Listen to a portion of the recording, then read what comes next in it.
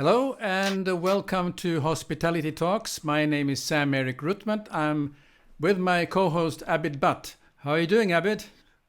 Very well, Sam. I hope you're enjoying the fall season in Helsinki. Well, according to the meteorologist, this is the warmest year in hundreds of years, and this autumn has been absolutely fantastic. So, enjoying the nice long walks with my wife. So it's been a great time, and in fact, That's that, looking forward to the winter if we can get one of this year.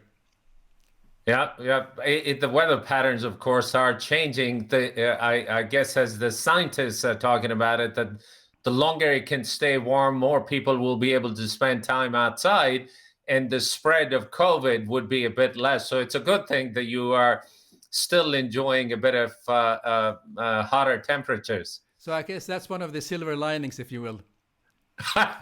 That's very true. That's very true. But we have a great show today. I mean, I'm so excited to have a discussion with some very eminent hoteliers and who are representing some top brands, and they're different from each other in terms of what they are, in terms of the looks and the feel in many ways. But they're both excellent. So I'm really looking forward to develop an interesting discussion with the gentlemen.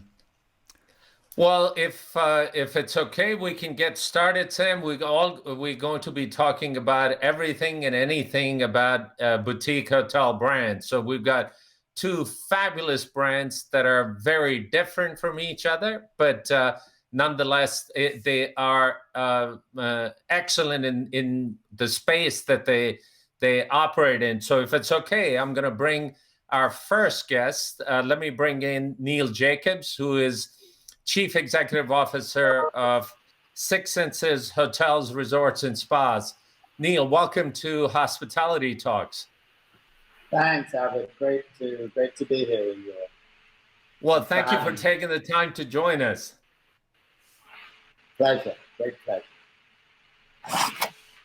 Neil, let's talk a little bit about the evolution of the brand. The brand has been around for a while. It was, if my memory serves me correctly, the birthplace of the brand was Asia, but since then you've grown outside Asia. So walk us through a little bit about the evolution of the brand and where you are today. Yeah, well, Six Senses is over 25 years old, and it was always based in Bangkok. The first hotel was in the Maldives, Soneva Fushu. And the group that I got involved with in 2011 ended up buying Six Senses. We closed on that at the middle of 2012. And we had 8 years of developing it out and doing different things with Six Senses in different parts of the world, different types of product. And then last year in February of 19, we sold it to IHG, as I think you know.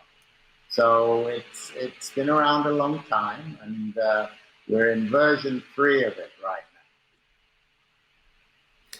Oh, you say version 3, so that's sort of the third remaking of the brand. And talk a little bit about the value sets that drive the brand. What is unique about the brand?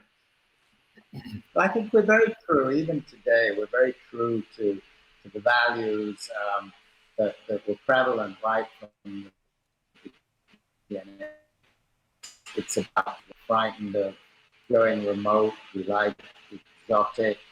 We certainly moved from being a Southeast Asian resort brand over the last 8 years to creating a global platform. But I think the two elements that really differentiate us from our great competitors are our platforms of wellness and sustainability, which basically drive every decision that we make at a senior level, at the executive level. We're known for wellness and sustainability. We're passionate about it. it really is the difference between us and some of the others today. Well, Neil, wellness and sustainability, both of those attributes are very apropos in the current environment. Unfortunately, with COVID, I think wellness and sustainability had always been talked about, but more than ever, it has become very important, not only to the companies as to how we operate, but to the traveling public. If you don't mind, tell us a bit about your state of the operations and how you have dealt with this pandemic over the last 4 or 5 months. Yeah, well, I will indeed. I mean, I think firstly, though, you're right that, I mean, for us, wellness and sustainability has always been what drives us, and it's a very deep part of the DNA of the organization. Certainly, as we hopefully come out of COVID and talking to the guests that we have, I mean, these values are even more important than ever. They're more relevant than ever. We've spent the last 6 or 7 months really expanding the platform and coming out and launching completely, a set of new programs that really reflect the period that we've been in, and the mindset we believe of our customer going forward. We've opened. There was a period where everything we had was closed. We've opened about 12 hotels. We still have about 6 or 7 left to open. Sadly, with no great visibility as to when the countries will open. Places such as Bhutan and Oman, for example. Seychelles is just about to start to reopen, but we still have places that we don't know about. And also the impact on the brand of, we're going to open 3 new properties this year.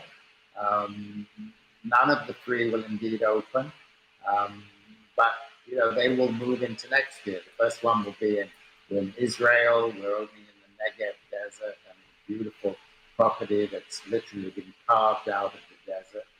And then our first real urban hotel in the West Chelsea area of Manhattan, on the High Line, on the Hudson River, mixed use residential hotel and a club that I'll talk to in a minute. And in India, we're restoring an old, beautiful 14th century fort in Rajasthan, called Fort Bawara, about 2 hours out of Jaipur. So those 3 were supposed to open, and as I said, none of them will. So it's had impact on us, like everybody else. I mean, the delays and the types of business. And, fortunately, in our property in China is doing extremely well. In Portugal, it's doing well. And we're open in Thailand and Vietnam. Vietnam is doing well, but a few are just kind of ticking along, and it's difficult. And the impact on our employees it's taken its toll for everyone. Yep. Very true. Very true. Neil, did you, if my memory serves me correctly, most of your hotels at one particular point had ceased to operate, but now you're back operating all of your portfolio, or there are still some that are not operating? No, as I just said, I mean, we've reopened about 12, but we still have 6 or 7 that remain to open, and along with the new projects that are all delayed. But overall, we're very optimistic about the future. I mean, we think that certainly at the level of the market where we tend to play, there's huge pent-up demand. People are ready to travel. Forward bookings look relatively strong, even though unless countries open, we'll get cancellations of those as well. But the energy is good, and people are just really looking forward to being out on the road and visiting again. So we actually believe that our end of the market will be one of the first segments to return, and particularly given our value set and how we're handling wellness and the health part of COVID. As I say, we're really confident that we're going to be all right. We will come out of this probably sometime next year in a good place. Neil, I'm going to go back a little bit, if you don't mind. You briefly touched on the acquisition by IHG. If you wouldn't mind sharing with us, how has that gone? A very niche boutique brand being merged with a larger organization. Talk us through about what has worked very well and what could have been done differently as the two organizations came together.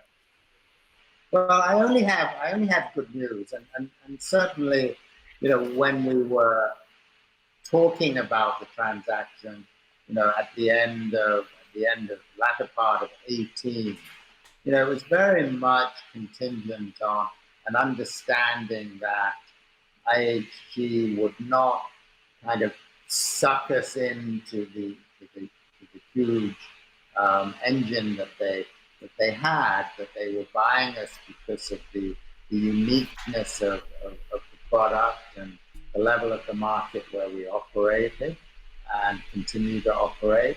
So they were very clear about not wanting to mess with the brand, so to speak. And we were very clear about not wanting that to happen as well. And there was a great agreement in principle that where it made sense to integrate, where it really added value, we would integrate. Otherwise, we would left alone. And 20 months into it, that's exactly the way it has happened. Fantastic relationships, great people, great culture, interesting culture for a company that size. I have to say we were a little bit surprised and very impressed by their approach to people and their own IT staff and to us as well. You hear horror stories about the big guys consuming the small guys and disintegrating. That's absolutely not the case with IHG. And I think there's a recognition that, what we do is not what IHG did and vice versa. And that's boding well for the future. So we're pretty excited about the fact that we've been acquired by them and how it's going.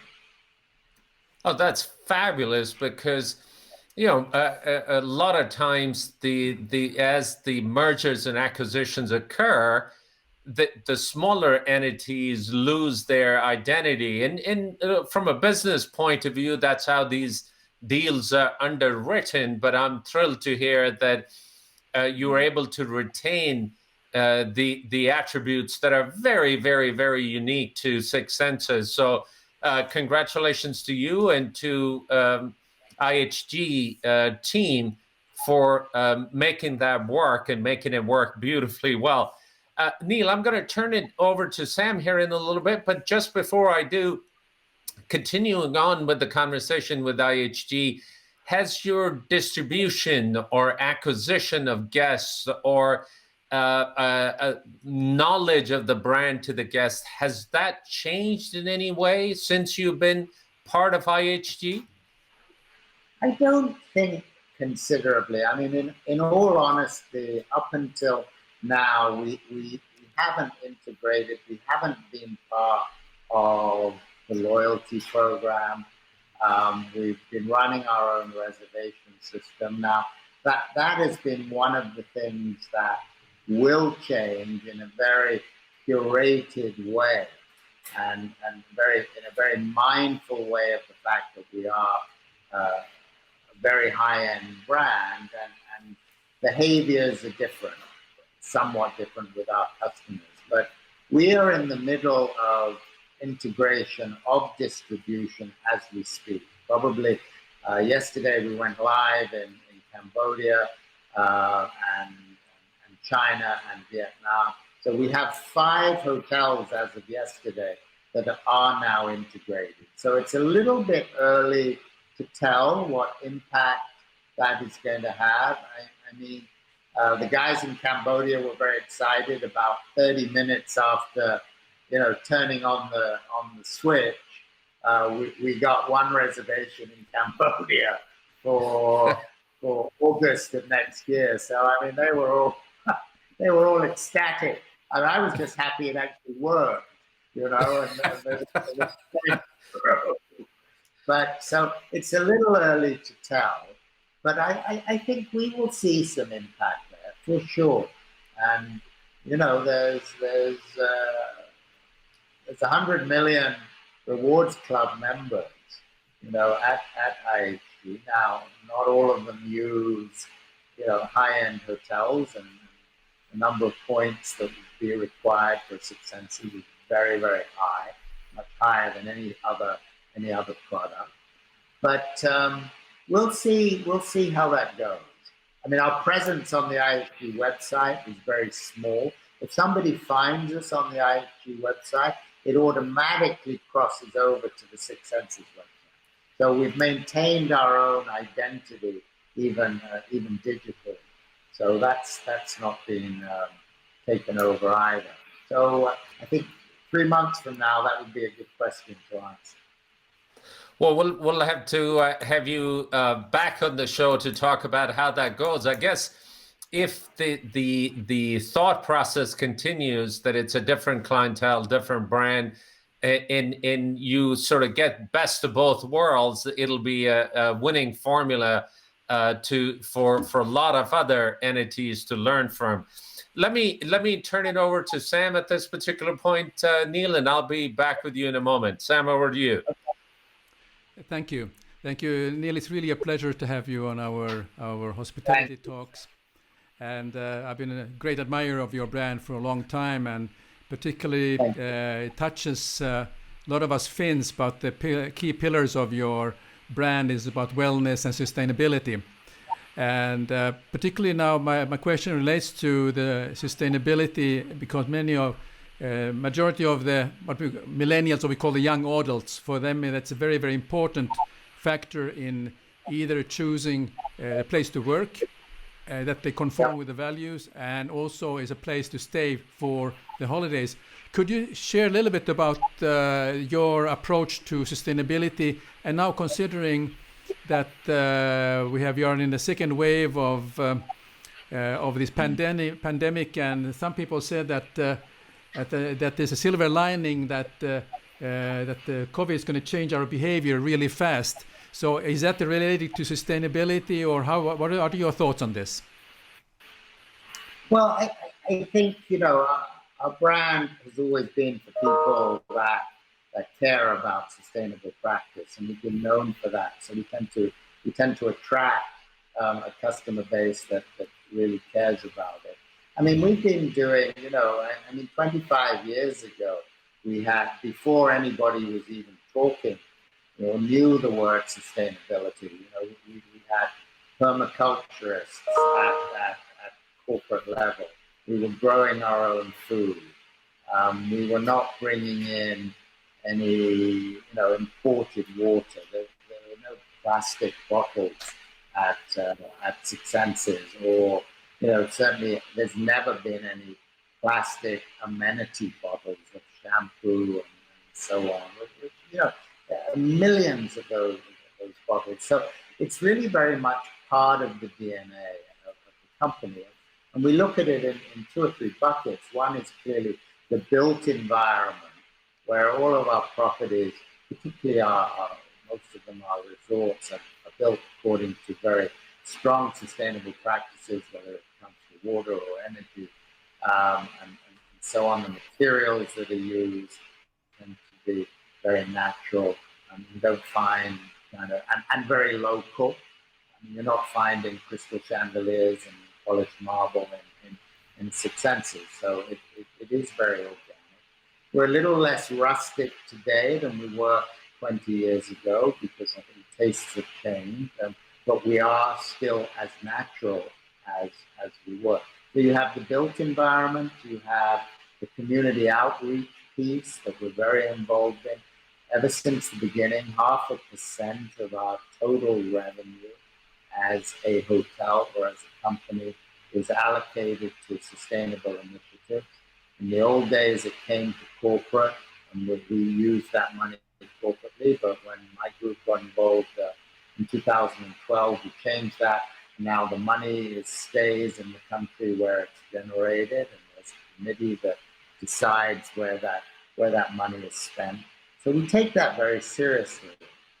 We have big corporate initiatives. I mean, the one we're very focused on right now is Plastic Free 2022. I mean, 2 years ago, every property took an absolute inventory of every single piece of plastic in the hotel. And it's not so much for us about the guest facing, it's more about supply chain, because we were always very good with the guests. So we've spent the last 18 months really working with suppliers and working with chefs and our kitchens. And we're probably down 50%. And the goal by 2022 is to be, as plastic free as we possibly can. So it's a continual thing. Every hotel has a sustainability director that sits as executive committee. So it's not just the GM's secretary on a green committee. So it's a huge part of everything that we do every single day. Well, that's admirable what you are doing. I just read somewhere that by 2050, hotels will need to reduce per key 90% to be in line with the Paris Agreement in the emission. That's quite a tall order, but I think you're really on the way on this. My question is then, because now that you're opening in an urban environment, how does that sustainability and what you're been doing until now in resorts translate into an urban environment? There's anything different than you would see not in other resort cities?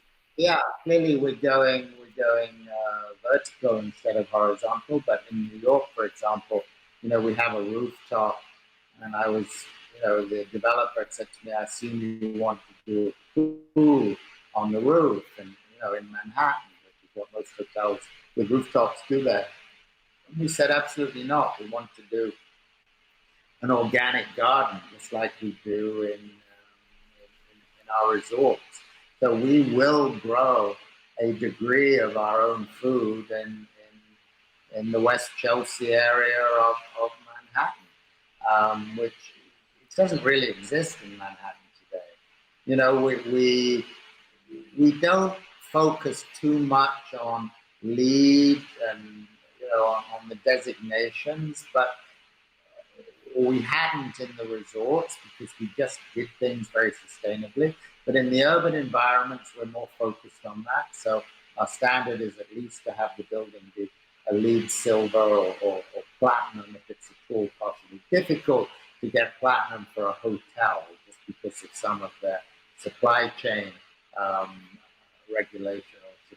Is Chief Operating Officer of Ovolo Hotels. Tim, welcome to Hospitality Talks.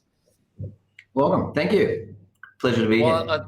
Thanks for taking the time and being with us. And I'm glad you were ready to come on earlier than anticipated. So it worked out. I think Neil's connection was having a bit of trouble because the sound was really crackly as well. So thank you for joining us, Tim.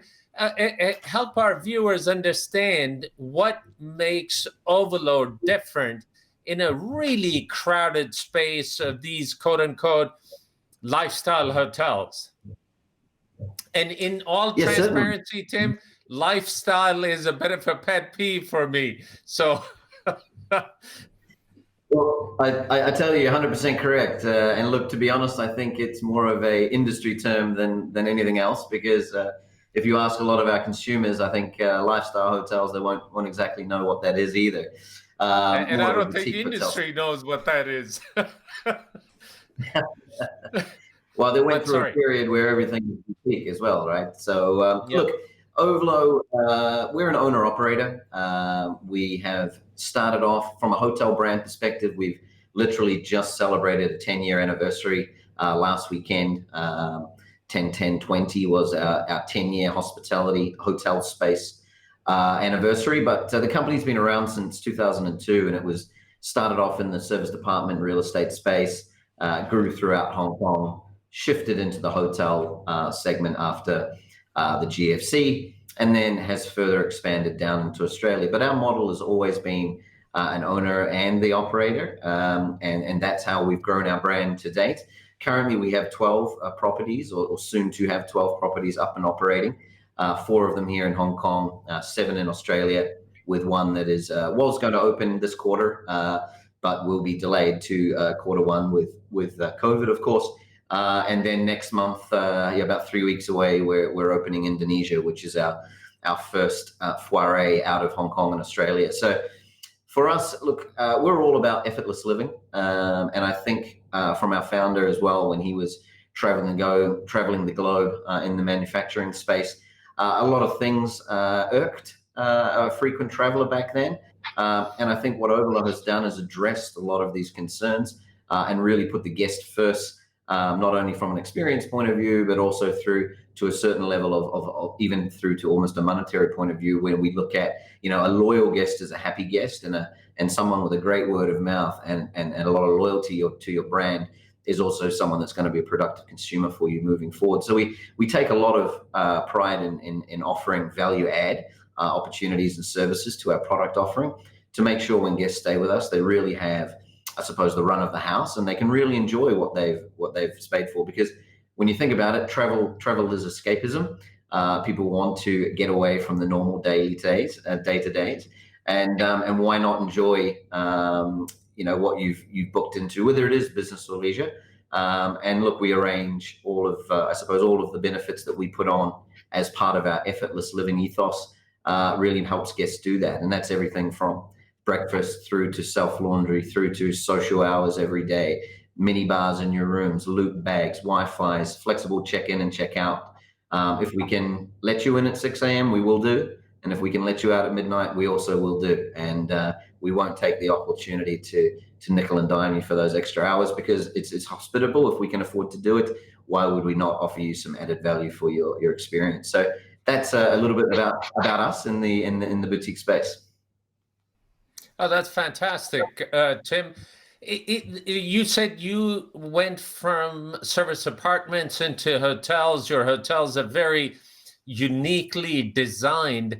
Tell us a little bit about the demographics of your client base. Are they generally on the younger side? Is it mostly business, or is it location driven? Help us understand as to who your prototypical client might be. Sure. Look, I think one thing that we've always spent a lot of time is the interior design. Now, within our portfolio, we have 3 heritage listed buildings throughout Australia, so some great, unique infrastructure there. We have the first warehouse conversion building in Hong Kong, Ovolo Southside. That was the first industrial building that was converted to a warehouse, from a warehouse to a hotel. There's obviously been a number since, but that obviously creates a very unique experience as well. So we always make sure that we leverage on what the building and the opportunity and the location provides, and certainly not try and wrap that up in a brand standard that lose some of the identity. So from an interior design point of view, we spend a lot of time in the concepting phase, really just getting the designers to make sure that it is Ovolo enough. And quite often that takes a few back and forwards from the concept pitches.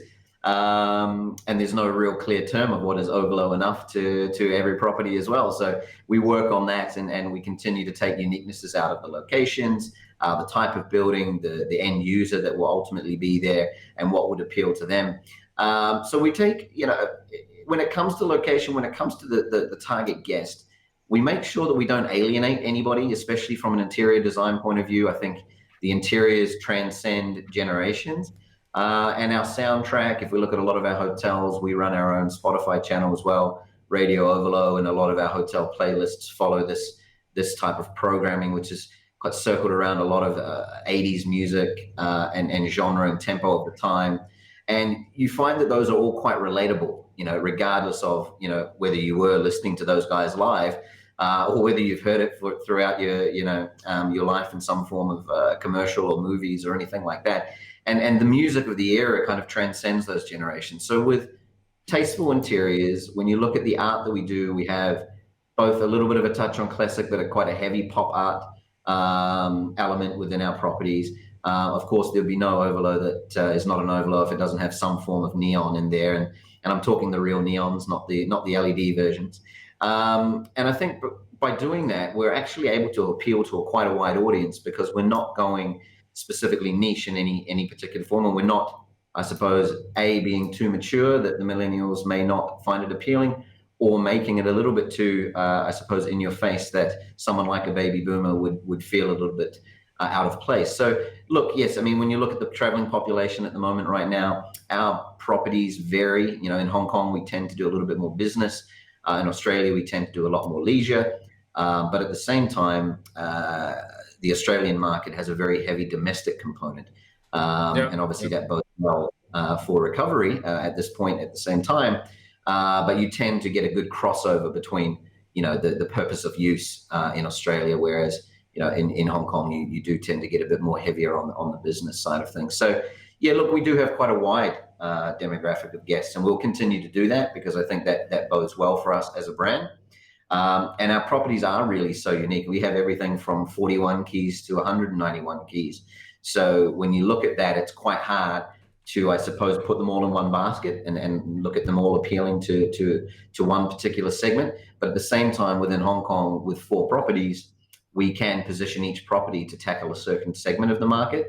And the same when we look in Australia, soon Melbourne, Sydney, and Brisbane will all have 2 Ovolos each.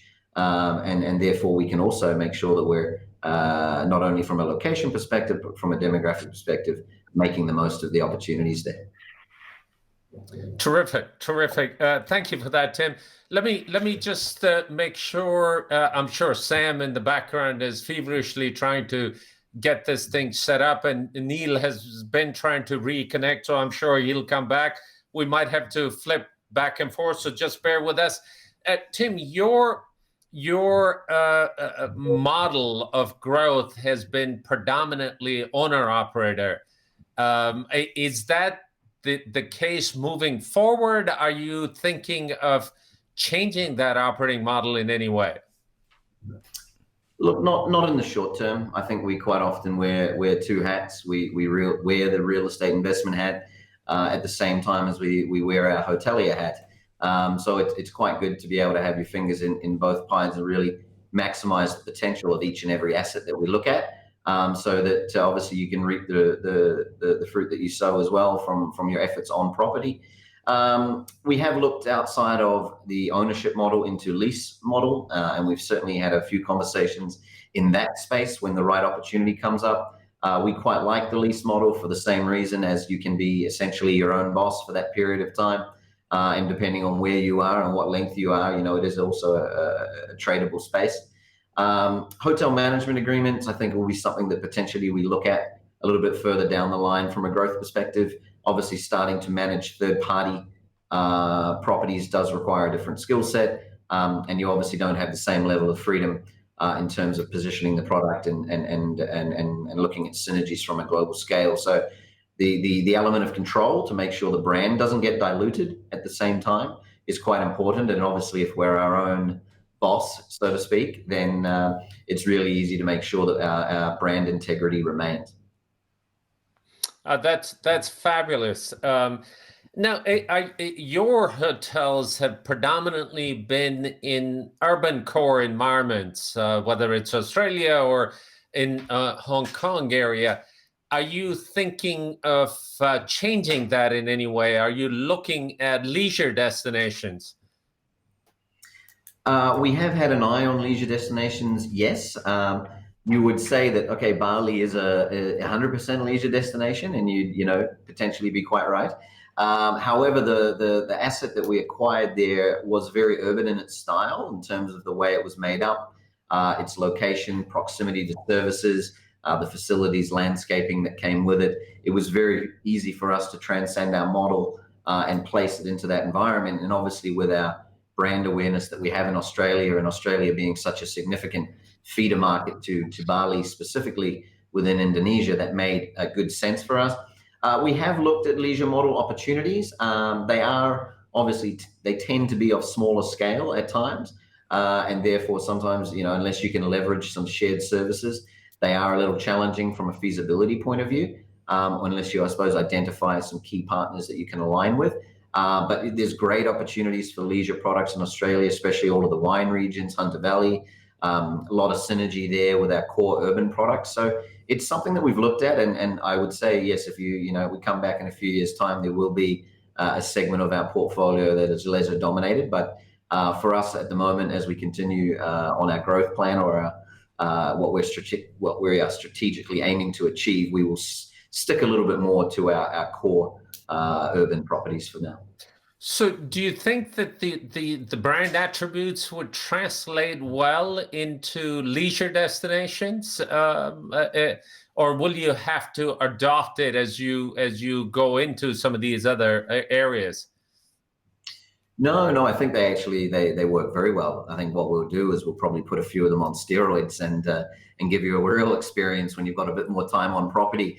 Look, I think what we do quite well at the moment, I think, is that surprise and delight factor that happens a lot of the time when guests come to us and they see all the added value, and a lot of the time they can't believe that it's all included.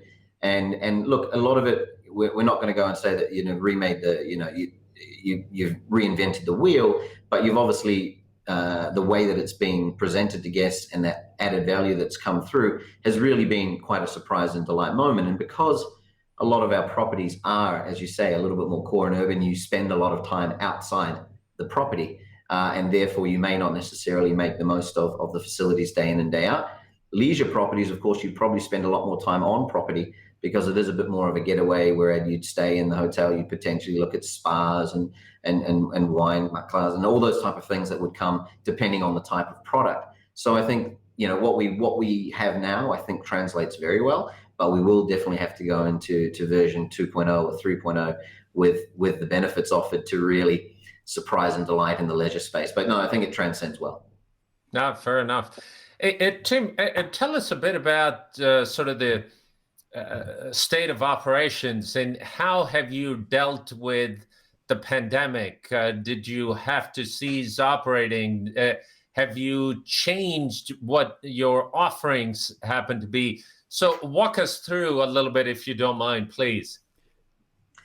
Yeah, sure. Look, at the moment, I'm happy to say we've only got one property that's currently not trading, and that's in the state of Victoria, Melbourne, Australia, just again due to regulations. But that is not far away from getting back up and running, which is fantastic news. We did suspend a couple of our properties, especially when we had multiple properties in the same location, for a period of time to consolidate slightly. But that was for a couple of months, and then obviously we were able to slightly pivot and reposition and make the most of the opportunities in the market that were there. Within Hong Kong, I suppose between the two regions, there has been quite different levels of government stipulated regulations, especially in the food and beverage space, gatherings and event space. Hong Kong has been able to stay open the entire time. There obviously has been limitations on gathering sizes. And for a couple of months there, we lost the ability to serve dinner in-house. Everything was delivery or pickup. So that really hurt, certainly. And in Australia, there was obviously a statewide lockdown for a period of time when the first wave came through there. So, it was quite challenging when you were only allowed to serve guests of two at a time. To do Valentine's Day every day of the week was a little challenging. So, we've got all those back up and running now, which is really exciting. Things like our social hour, people coming down to the lobby and enjoying a drink and mixing and mingling, can't do that at the moment. So what we've done is we put a barman together, and we go up to your room and we roll out a trolley in front of your room, and we'll serve you happy hour directly in your room, so you can enjoy that Negroni on the comfort of your couch without having to come down and mix and mingle. When restaurants weren't open or couldn't serve any more than two people per 4 square meters there for a while, we converted some of our hotel rooms to restaurant in room. And look, we were able to get people in. They were able to have a restaurant quality dining experience, wait staff, bar staff, and everything. And you were served in individual guest rooms rather than a communal restaurant. So those were ways that we kind of adapted in initially in Australia, and then Hong Kong followed through later on when restrictions tightened up. From a cleaning perspective, look, I think everybody has come out with revised cleaning standards, and it has to be top of mind. It has to be a priority. Anyone with a lack of transparency in that space will not do well from a recovery perspective. But one thing I think we need to remember from hospitality is that, you know, any top 5 customer service metrics is always included cleanliness forever and a day. So I think it's really just how do you take that to the next level, and how do you be as transparent as possible with your consumers about what you're doing, but also be true to your brand. And one thing that we did is we launched our OCDC, which is our obsessive commitment to deep cleaning. And basically there was a top 10 greatest hits that were all linked back to our kind of our Radio Ovolo 80s playlist, but they all identified key areas in regards to social distancing, cleanliness, room servicing, how our entire process was handled, and it was completely on brand. So I think we got a lot of good feedback from that because I think it was a refreshing take after, you know, a dozen new cleaning standards that, look, I mean, it's great that people were being transparent and selling about that, but it was very repetitive, and it was, you know, almost from a medical lens to a certain degree. You know, when you go on holiday, the last thing you want to see, you know, is a video with the guy with the mask on and rubber gloves and handing you a sterile bag. It doesn't really feel like a great staycation to me. So I think it's making sure you're putting a great level of emphasis on that, but at the same time making sure you're being transparent and be true to your brand, so that this is not going to affect you in the long run. Well, Tim, I will turn it over to Sam here in a little bit, but before I do, food and beverage component typically tends to be a pretty large component in lifestyle hotels. Help us understand how Ovolo has included that, and how has that evolved over a period of time? Yeah, certainly it's been, I would say, a more recent addition for us, especially coming from a service department space originally, where you don't need an in-house restaurant. You're typically probably that premise has been rented out. So, you know, we've built that in to our property offerings. And look, it's absolutely key. When you're looking at a quality boutique hotel, you've got to have a good quality food and beverage element to go with it. It's how you engage with your guests. It gives a social element to the space.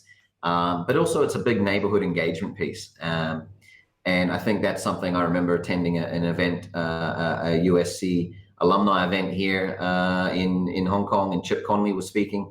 And that was one of the things that he said as a bit of a tip for a boutique hotelier is really invest in your food and beverage because it gives you that neighborhood engagement. It gives you that awareness locally because there's very few, unless you're a resort destination, where your in-house guests will let your restaurants be profitable. So look, we don't necessarily have them on a grand scale. When you look at some boutique hotels where there's, you know, half a dozen outlets within the building, we typically have 1, maybe max 2, depending on the number of keys or the way the asset is laid out. So that obviously gives us that ability to offer all the benefits that come with food and beverage and engage with the community, or put on some great food and beverage events. And we have that in a variety of different offerings throughout our portfolio. Our largest meeting space is actually our Woolloomooloo property in Sydney, and that does a huge number of wedding events every year as well. And those type of things really add a great element to it. But in the food and beverage space, we've taken a very bold move on October 1st this year as World Vegetarian Day. We've actually changed all of our restaurants in all of our Ovolo Hotel branded properties to be vegetarian. We've taken the whole Chinese zodiac approach of it's the year of the veg, and everybody has transitioned as of the start of October. So across Sydney, Brisbane, Canberra, and Hong Kong, we currently are serving vegetarian cuisine in all of our Ovolo Hotel branded properties, which I think not only from an environmental point of view and just a conscious cuisine point of view, but it also celebrates, I suppose, the food group there and the benefits of eating, not only, I suppose, from an earth conscious point of view, but the value in the health that eating vegetarian can bring to you from a balanced diet perspective without the need to consume meat. So I think that's really fantastic. It's something that's just kicked off, starting to get a lot of momentum, but exciting. Oh, superb. Well, I think this will be a great segue for me to turn it over to Sam. Sam, I'm not sure if you are available, and I know in the background you might have been trying to reconnect Neil, but over to you if you're available. Thank you. Just a message to Abid, yes, and Neil. We have him back. He's in the green room, so we'll bring him back after a couple of questions I have with Tim. So superb, superb. Yeah. Well, Tim, Ovolo is a new brand for me. I mean, I took the time to look at some of your very funny and cheeky videos on YouTube, and everything you do has a kind of an edge to it, and I really like it. And I feel I don't feel at all alienated in this type of a spirit that you're doing. And first initially I thought, well, maybe it's for the kids, but I don't think so. I think it's, as you mentioned, covers present very well generation wide. I think it's more of an attitude on the person who travels, what he is looking for. But I have a question a little bit about your plans for your long-term goals for the brand. What are your ambition to grow further in the hospitality space? Yeah, look, we've had quite, I suppose, a robust plan for growth coming up, and I suppose we've a little bit disappointed with COVID in that respect, that it's really put a little bit of a pause button on those opportunities. But we've spent a great deal of time. Look, as a boutique brand, if you want to be a leader in this space, I think you've got some great quality products in the US and especially in UK and Europe. And if you really want to be, I suppose, compared with some of the best, you need to be visible in this space as well. So we've spent a fair amount of time looking at the US market, specifically LA, downtown LA and New York, and in the UK market, London, especially together with Paris and Amsterdam. Now, as a owner-operated, privately owned company, it was an opportunity of either one or the other for the time being, and we were aggressively looking at that over the last 18 to 24 months. I think we identified with those spaces. Yes, you will say that those are first-tier cities, high cost of acquisition to get in, challenging. Why not look more regional? Well, we've also looked at it from a brand awareness point of view, where we already have visibility and traction. If I look at it from an Australian market perspective, every international flight to the US, whether it's Melbourne, Sydney, or Brisbane, goes via LA on the way to New York, and vice versa on the way back. And obviously huge traffic from Hong Kong, countless number of flights on a daily basis pre-COVID going in there. So from an awareness point of view, we're quite happy to start in the larger cities and then go regional from there. It's always better to get that awareness in there. So we've been looking at those. And then also within Southeast Asia, Indonesia was our first and most logical step, again, from a visibility point of view. But we've spent a great amount of time looking at not only Vietnam, Singapore, and Thailand to go together with that space. Of course, from Australia, we'd love to get across the ditch to New Zealand. But we'll take that one step at a time. Yeah. I mean, obviously, we would love to see you here in the Nordic or the Northern Europe also one day, considering that the shortest connection to Europe from Asia is Helsinki. So just a hint. Well, look, our owner, he loves the idea of the Nordic countries, and he always quotes the fact that you guys were the first ones to legalize internet access, right? So that's something very, very, very popular and often comes up in our conversation. So I think given an opportunity in a Nordic country, we'll be there. Excellent. Because I think the approach you have with a sort of a casual attitude and relax, and way people are relaxed, I think it would work very well, whether it's Copenhagen, Stockholm, or Helsinki for that matter. It's just a matter of getting the right deal to make it work. But I think you will have definitely a future in Northern Europe, and so that's just my personal opinion. But I'm interested in one thing. I read about the Mojo Noma co-living. Could you share what is that all about? Yeah, look, we got into that space. We launched the Mojo Nomad brand in the end of 2017. We looked at it. I suppose it was a little experimental for us in Hong Kong. There was obviously an element, given the cost of living in Hong Kong, accessibility to affordable housing, I think there was an opportunity for us there, but our building also had licensing to sell by the day, so it wasn't a residential building that required a minimum 1 month length of stay. So we had the ability to serve not only daily, but then also look at long-term rentals and bring them together a little bit in a cohesive space where there was everything from almost a hostel-style bunk bed through to a family 2-bedroom suite, or your typical harbour view private queen. So there was communal kitchens, there was shared lounge space, there was a bar available. And then we also replicated that with a slightly different demographic in mind over on the other side of the island here in Hong Kong. And we actually had a second Mojo property for a period of time.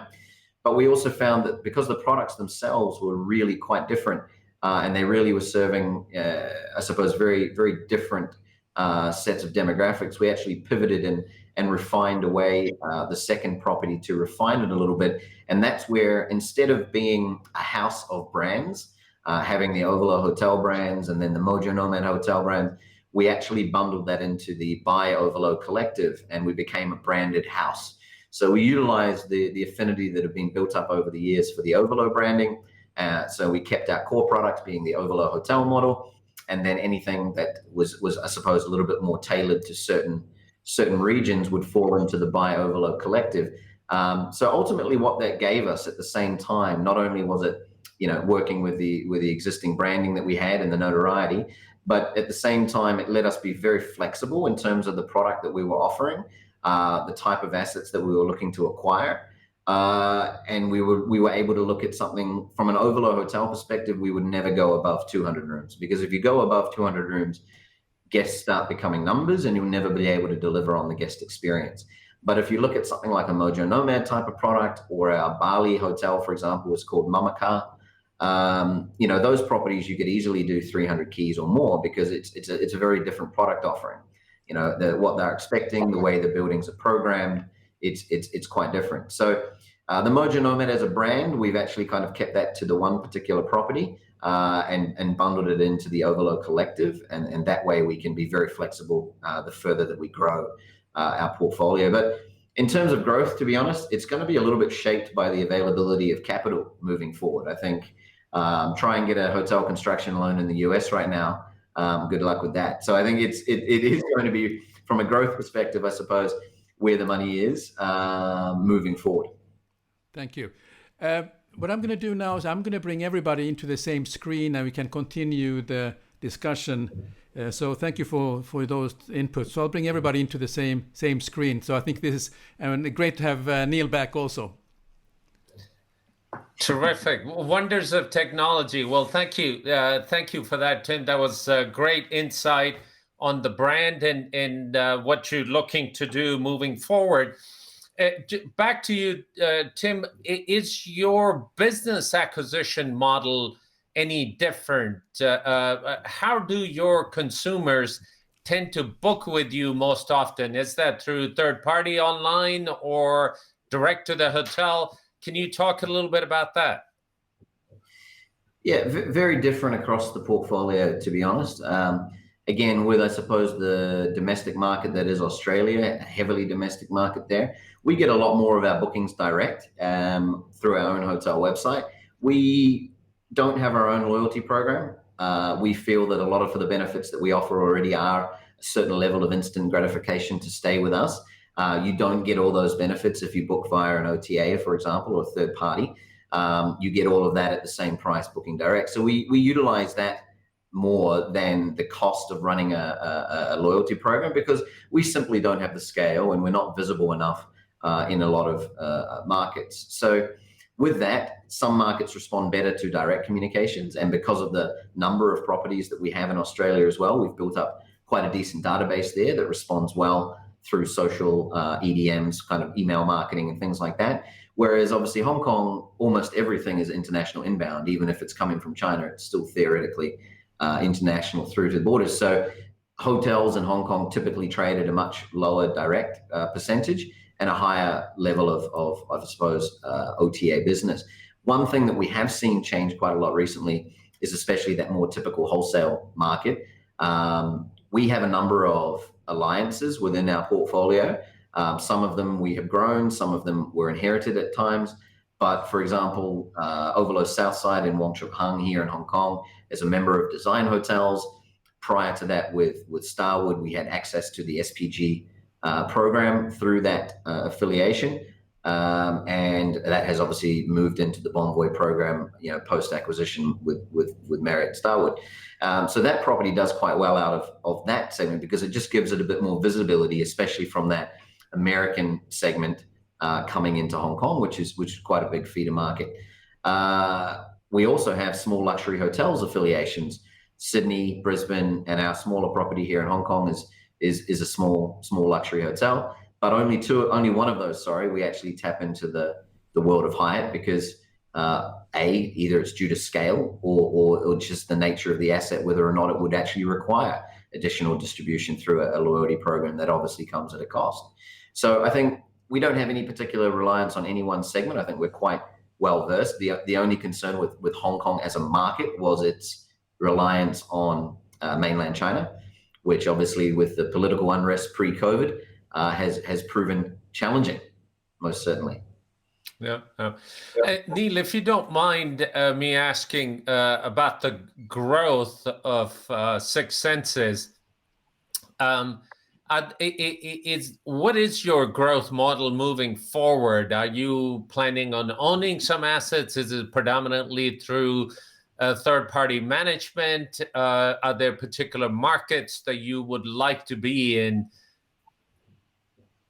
Yeah, I mean, our model is very much asset light, unlike Tim, and we think that it's easier to grow when it's also working with different owners and different sources of capital.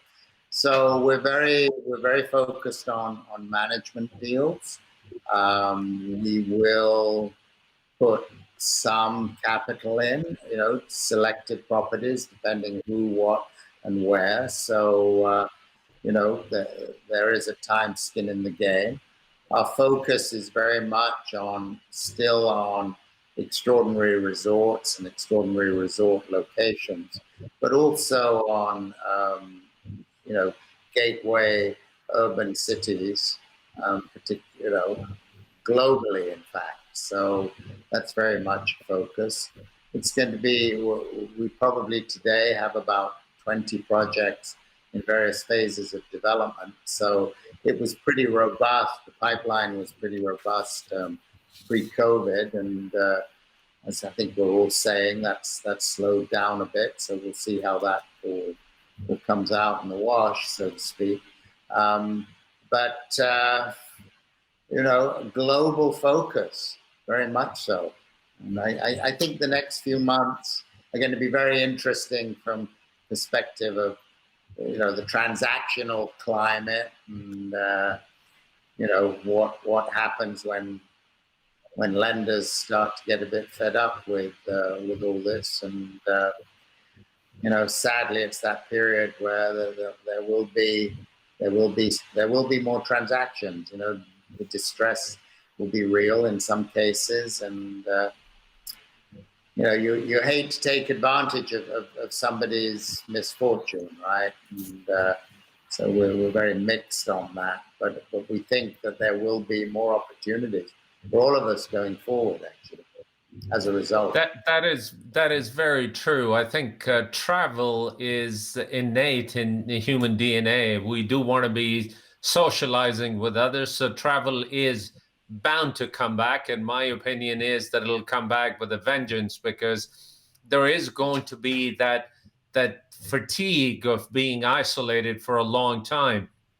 So hopefully the rebound of our industry would be stronger than ever, so that we can welcome people back to our destinations and our hotels, and our teams will be back doing what they do best, is looking after people when they visit our hotels.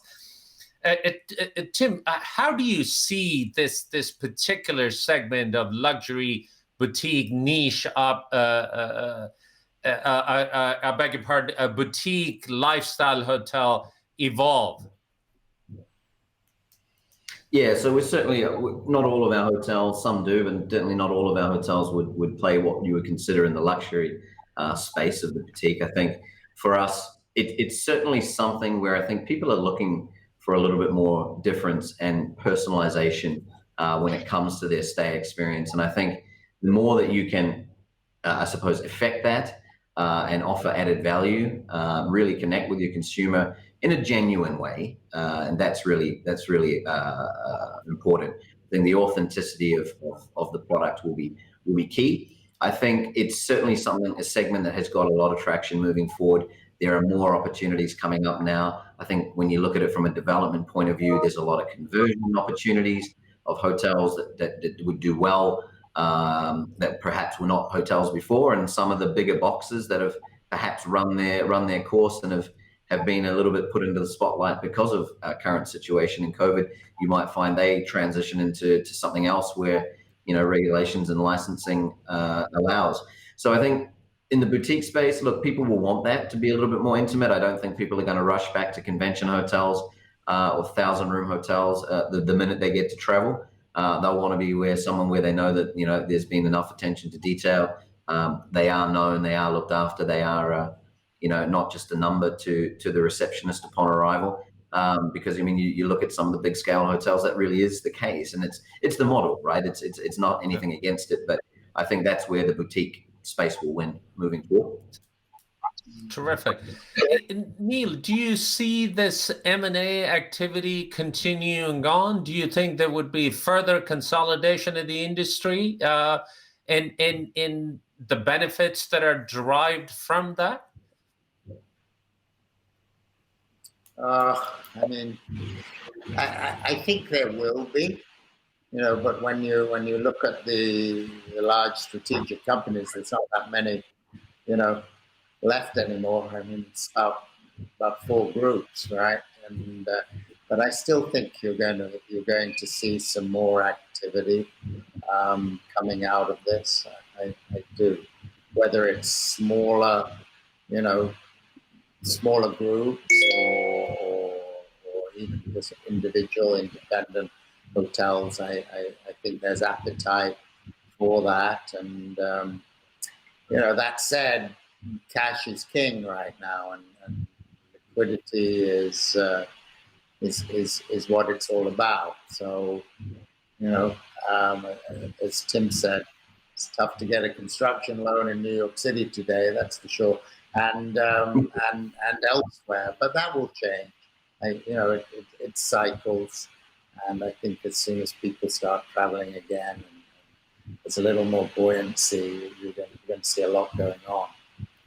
But I do feel, and it was mentioned, and this whole concept of connection and reconnection, and from a guest experience point of view, is what it's all about. I mean, people are looking to connect, and we're certainly finding it. And in our case, connection is part of our mission statement. So we created all this content around that. But what we hear from everybody is just people want to be together again. They want to socialize. I think everyone's been saying, and it's a huge piece of the future going forward, and how that impacts hotel design and what we do in public spaces, and the whole concept of work. What is that going to look like, 6 months from now, or a year from now? And I mean, is it really going to go back to where it was before? I mean, we don't think so. So I think you're going to find all these functions converging in a way that they hadn't done before, and that's also what makes it very exciting. I think that coming out of this, we will see kind of changes and to products that are put out on the market, and it's just the joy of our business that's ever evolving. There are definitely lots and lots of unknowns, and that makes it exciting, but that makes it challenging at the same time. I think the downturn of our industry is cyclical. And you talked about some of the changes that we can anticipate, but do you see any systemic changes in our industry that might be brought about Neil, at the end of this COVID?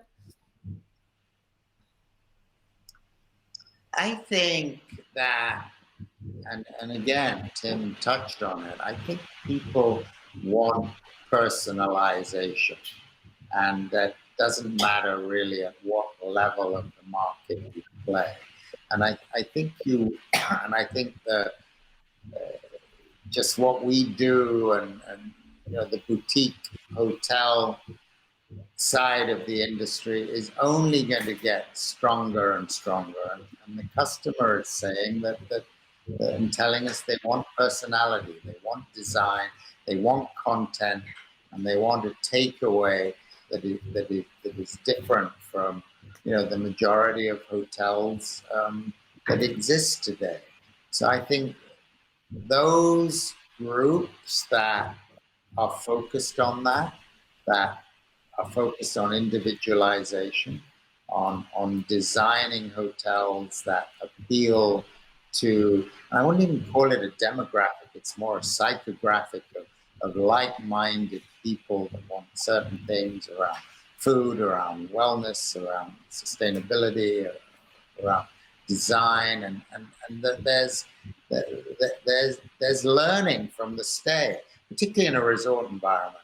And there's content that is just enriching to the customer, and so I think smaller is better. I totally agree. Under 200 rooms in cities. I mean, we're doing city hotels at 130, 140 rooms, which is an ideal size for us. And I think that's the future. I think the concept of the big box, 600, 700 room hotels, even smaller than that, is not what people will be demanding. Fair enough. Sam, I'm not sure if there are any comments or any questions that you want to bring up. I know you've been feverishly trying to keep everybody together, but over to you. Well, thank you. No, it has been a great discussion, and I think it has led to a good understanding what Six Senses stand for, and also Ovolo is all about. But I'm more interested in our guest here, and I think it's about time we should find out what have they learned about themselves during this COVID period. I think that would be an interesting question that we'd like to have answered. Or what do you think, Abid? Absolutely. Shall we have Neil start out? Yeah, let's do that. Neil, what have you learned about yourself during COVID? Well, I've learned more about my wife, actually, and I think she's learned more about me. But I'm just surprised she hasn't left me. But I've learned that I don't need to be on an airplane 70% of the time, and that it doesn't fall apart, So I've certainly, going forward, more mindful about, just going to the airport and flying halfway around the world for a couple of meetings. I mean, it's been apparent to us that we can exist with, the way we've been functioning. So certainly more selective. I'm certainly healthier than I've been probably for 10 years as a result of that. So I'm pretty determined to keep that going, for sure. And I think as a company, we've become more disciplined, and myself included, but all of us, because being apart and being so remote, you have to have that discipline. We're communicating internally probably better than we did when we were all together, because we have to, and that has created a rhythm to the way we're doing business and a discipline around that, which I really see as extremely positive. Thank you. Oh, that's fantastic. How about you, Tim? That's a great thing, Neil, that you bring up. Being apart, you are having to put effort into communicating. So I think that's a fabulous point. Tim, same question to you, but I've noticed that a lot of people during COVID actually grew beards. You have gone the other way.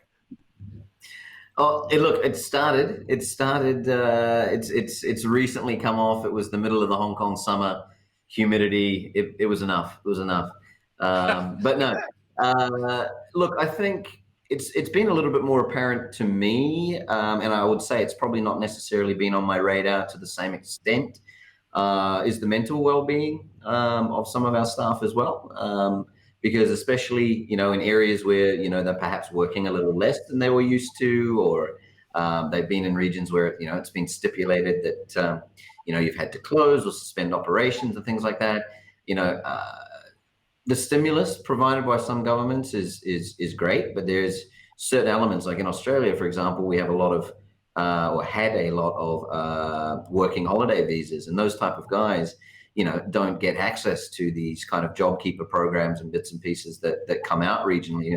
Obviously they're not, residents of the country. So, we have our own regions that have been looking after that. But I think from a group perspective, how we address that and just, I suppose, the stress of running, half the team size doing double the amount of jobs for a prolonged period of time does wear people down as well, right? And I think one thing that was recently came up was that there was the whole "Are You Okay" Day. That's kind of a little bit more prevalent, I suppose, in Australia, but it's a bit of a global initiative at our end. And I think it was just very interesting to see the level of, I suppose, support that, even just a conversation as to, what you did on the weekend and the kids and how's things meant quite a lot to people if you have been segregated or locked down or been, working remotely for considerable periods of time. So, yeah, I think that was something that was quite interesting. Came a little bit more to the forefront.